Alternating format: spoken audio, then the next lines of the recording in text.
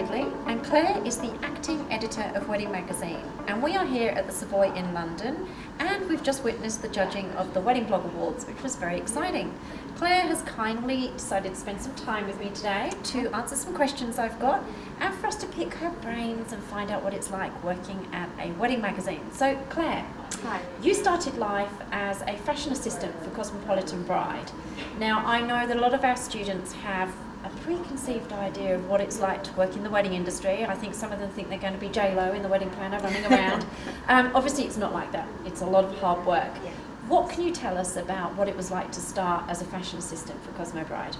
Well, I was fortunate enough to get the job as fashion assistant at Cosmopolitan Bride all those years ago now, obviously because there was lots of girls in the running for it. Yeah, I can imagine.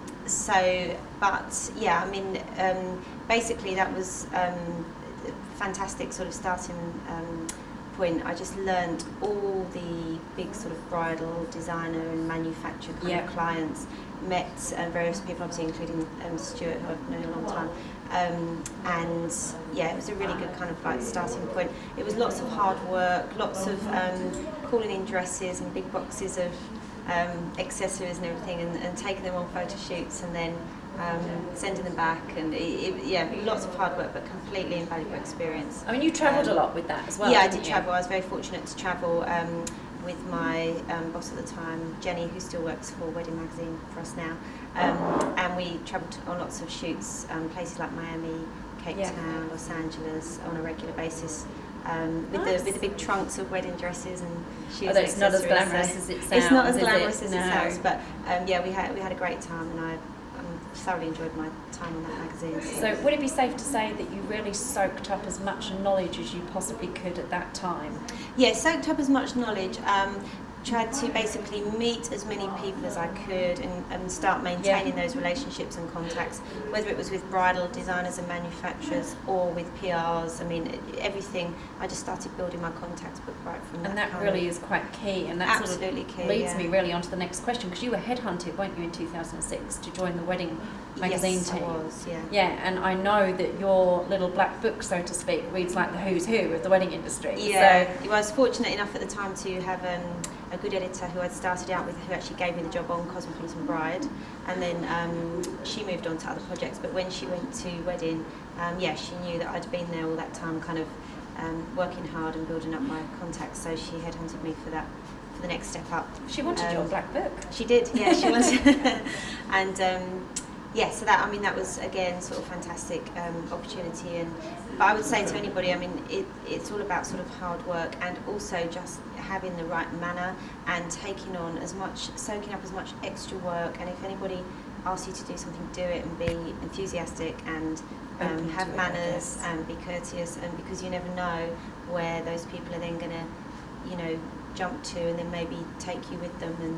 And but it's a small world as well. It's a small world, but you've got to be hardworking, and you've definitely got to have manners and treat people well, and keep those relationships maintained and be genuine. And I think especially in the bridal world more than in the fashion world, because you're dealing with the designers of the dress samples, and they trust you with them, and you've got to take extra care, and everything has to be really organised, and it's kind of really thorough. So. Well, that's certainly very interesting, and that sort of really does lead on to my next question, because I read an interview recently with Sylvia Weinstock, the celebrity cake designer. Yes, that's right. And she said that for her, working with vendors is not just about the talent itself, but very much about how people present themselves. So in other words, if they don't look the part, then is their work going to be affected? So if they look sloppy, to her, their work is going to be sloppy if they're sloppily presenting themselves. Right. I mean, how does that relate to what you're talking about here? Because obviously you're saying you need to be keen, you need to have manners, you need to present yourself properly. So I'd say that's probably quite important. But what are your feelings on that? I would say definitely more from a point of view of your attitude. You need to be keen and polite and well mannered and courteous, I think, at all times, and to all people. And obviously, yes, like in any job, you do have to present yourself and look presentable, because that comes with any job you're doing. But I mean, I personally wouldn't I personally would sort of be interested in someone's talent and what they've done and what they're capable of doing. More so than what they look like and what they was wearing. But obviously you do find in bridal, especially in bridal fashion and the fashion industry as a whole, that yes, most people are presentable and sort of... It's a statement, isn't it? Well, yeah. I mean, it's... but no, for me, I think that you can't ignore the talent, and as long as that person is... as long as they have a good manner, then I would, myself, I think that's the key thing, really. And they've got to be extremely hard working.